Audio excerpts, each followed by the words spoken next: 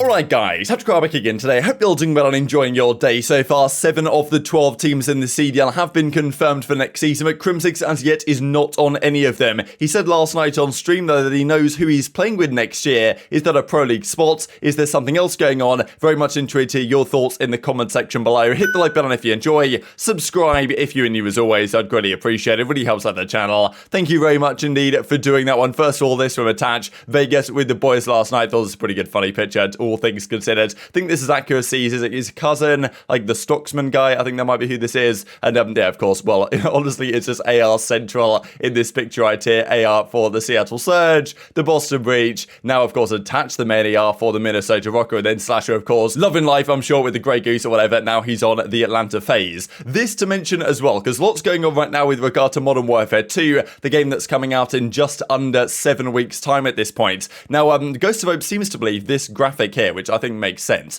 Like, whatever's going on. One of these is domination. One of these is capture the flag. I'm guessing this is CTF. So if indeed it is the case that CTF is in the game at launch, like, obviously Control for Vanguards didn't arrive for like a couple of months. So we didn't really know what we were playing this season. So capture the flag is going to be back in next season's game, it appears. Domination, of course, will be there as well. But look, please, let's not do that again like we did in Modern Warfare 2019. So with any luck, CTF is in the game. Hopefully Control is in the game as well. Now, like, and then the pros can decide what they want to play. But if CTF is in, what do you think will happen? Because, like, I honestly think that CTF on good maps is probably the better game mode. But I honestly think Control, I'm a bit of a fan of Control as well. I think it's a good intermediary, really, between the two. Like, you know, Hardpoint and Search and Destroy. And CTF can be rather boring on certain maps that don't suit it particularly well. And, you know, there's all these other question marks. So, look, CTF might be in the game at launch. Is it going to return? Many pros would like CTF to return. A lot of people think that Control hasn't been the same since, well, since Black Ops 4, really. It was seemed to be so good in that game with 5 versus 5 and everything. Recently, hasn't been quite as good. Maybe CTF returning as the third mode is the way to go, and that people believe it will indeed be in the game. This is another thing that was noticed here. So, some sort of TikTok comes out here from Infinity Wards, and you guys can see how this guy's moving around. So, like, he runs around, and then he seems to kind of, like, do a little bit of a hop to the left, if you see what I mean. Like, I don't know exactly what this is, really, but as Jacob is saying, I can't tell if this is a slide or some sort of other movement, because it doesn't really look like he's strafing, but you know, it kind of reminded me a little bit of the Advanced Warfare dash, you know, like you could just dash to the side in that game. Now, Ralph's Valve, who actually went on to delete this, which who replied and said, yes, there is a strafe mechanic, arguably saying that you can kind of like effectively do an Advanced Warfare dash if you do it right. Bit of a confusing one. I'm sure the pros will find out how to abuse this within about 20 minutes, and you know, it might be overpowered, it might not be, but yeah, interesting stuff right. There's all these new movement mechanics. We saw last night Shotzzy talking about that the slide cancel is kind of gone, but there's the dolphin dive, which can be very impactful. He reckons the dolphin dive is so broken already in the current state of the game, it needs to get nerfed. And then maybe there's new things like a strafing movement. I don't know, I like a movement skill gap to exist, but if certain movements are broken, then it could get pretty messy for competitive play. So I suppose we'll see about this one. But yeah, CTF and also some sort of strafe mechanic in the game.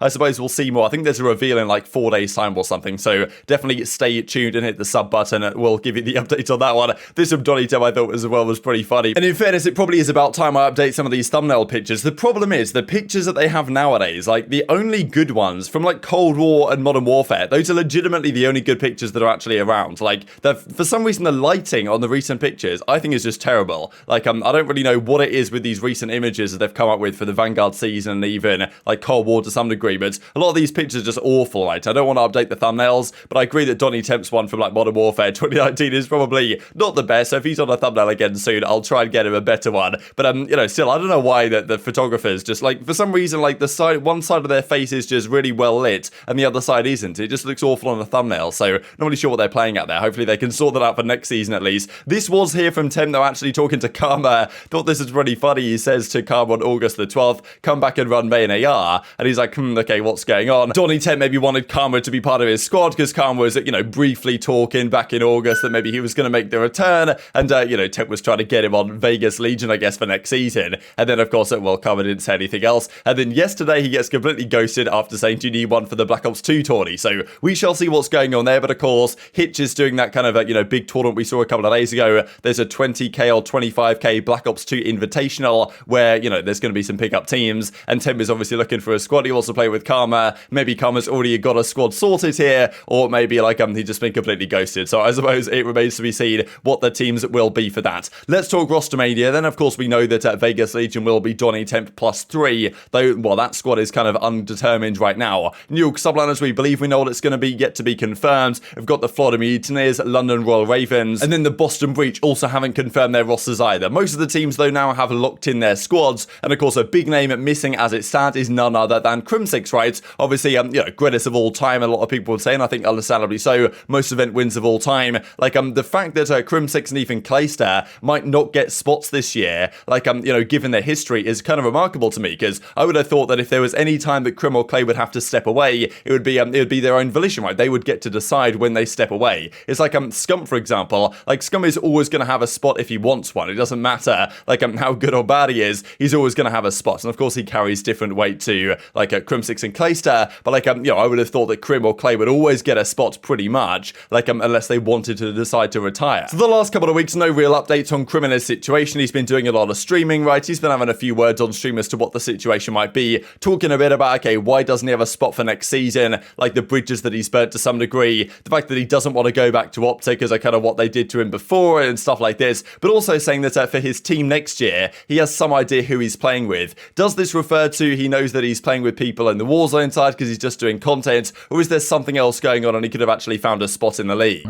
Bro, will you join OpTic again? Honestly, if my soul leaves my body and, you know, I have to choose between the underpass and the hex quarters.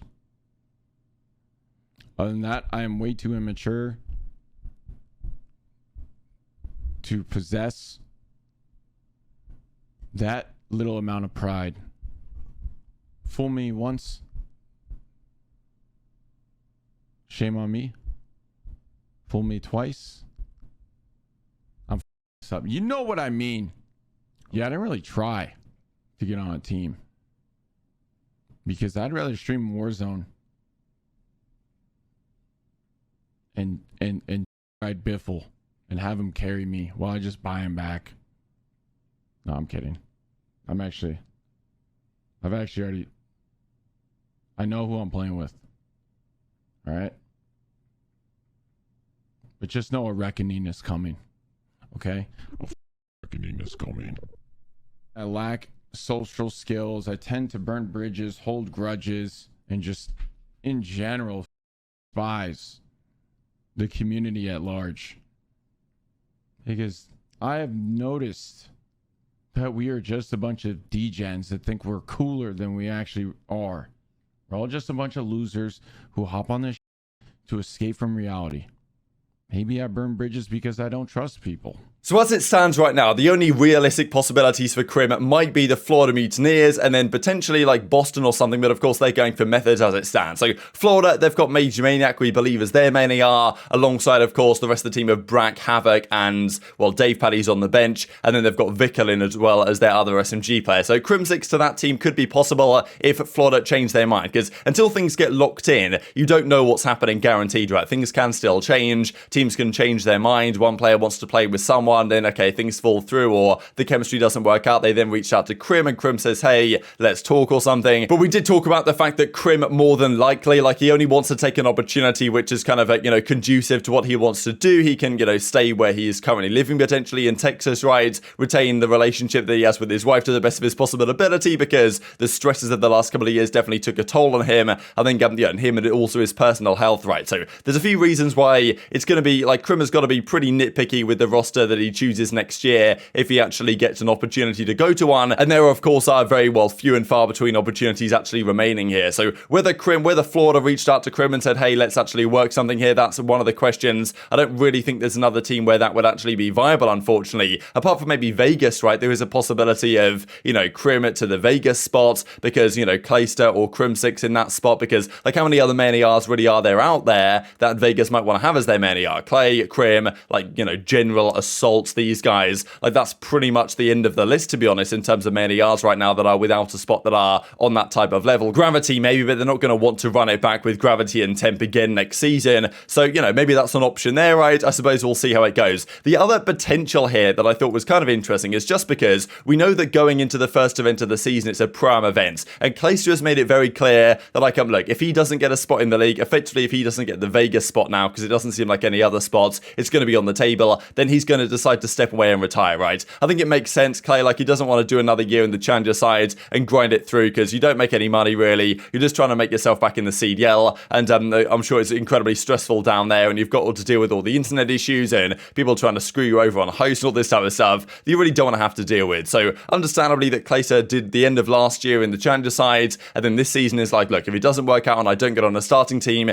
that's going to be it for my career, effectively. Now, does Crim think the same? Maybe so, but maybe not, because there is a possibility here, a strange one nonetheless, but I do think, personally, teams are making a big mistake not getting Crim right. If you are a Florida or something, like, I am surprised that these teams aren't going for a guy like Crim. Yes, he carries potential risk, but teams like Florida or even London, or, like, you know, maybe even Boston to a certain extent, like, I'm kind of wondering what their intention is with the roster, right? Like, of course, like, not every team is going to be built to win, not every team's going to have the talent to be able to win events and stuff, but Crim every year manages to get himself on a roster that can actually either win or at least challenge for events, and yeah, he always manages to put something together regardless, seemingly the last couple of years, which players are on his roster. So that's why I'm kind of surprised that, yes, he carries a fair bit of risk, but I would have thought that a general manager might be willing to take that risk to try and form a squad that actually has a much higher ceiling on their weekends, with Crim's system in place, right, and like what he can do with certain players when they kind of fit his leadership style, let's just say, than where these teams currently are with picking players that don't really seem to, you know, I think there's a few teams that won't make the World Championship that we can probably predict right now. Maybe if Crim's there, it's a rather different story. Therefore, is there a world in which, going into next season, because we believe the first event is a Pro-Am event, right, December 15th through the 18th, that's the current rumour as to when that's going to be, and there's going to be the 12 pro teams plus, I guess, 4 amateur teams that get to qualify for that event in a couple of qualification matches that start in the early part of December. So, look, is there a world in which it's possible that Crimsix, maybe even Clayster or others, decide, hey, look, let's form a squad for the start of the season in challenges, play, like, you know, effectively some of the opening tournaments in Modern Warfare 2 briefly, then just try and qualify for the Pro-Am, because, like, you know, Crim and Clay might think, look, let's not play challenges, I'm not going to do that the whole season, but if Crim was to come along to the Pro-Am Classic with a pickup team,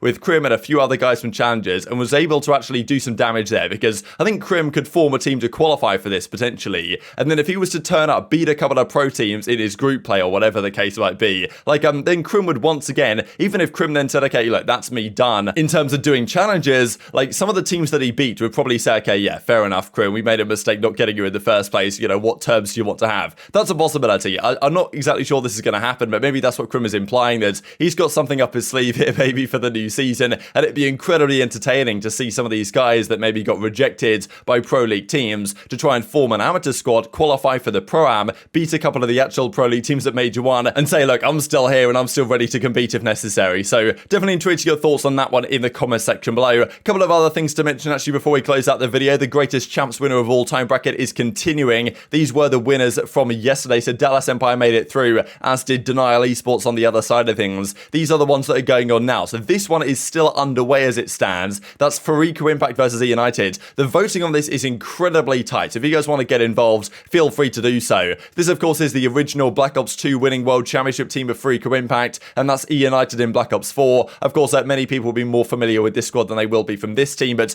to me, honestly, after, like, if you look at the best teams of all time that have won champs, Complexity, OpTic, obviously Cold War, FaZe in terms of their dominance, those I suppose are the top 3. Right after that, to me, is Fariko Impact, just because these guys were the first dominant force in Call of Duty. They won, like, what, I think 4 events in a row back in Black Ops 2. That was unprecedented at the time. Karma, Miracles, Killer, and Parasite, of course. Fantastic team, incredibly difficult to beat. So for me, they get a slight advantage, also because, you know, it's nostalgic in a way, and they were the first ever winners over eUnited. But, you know, eUnited did go back-to-back in that season, which is also pretty challenging. So to me, I'll take Fariko, but the voting is incredibly close, so get involved in the description box below, or wherever I've linked this down below, or just go to Twitter and find it yourself. Very much intrigued to your thoughts in the comment section below. Hit the like button if you enjoyed, subscribe if you're new, take care, and I'll see you next time.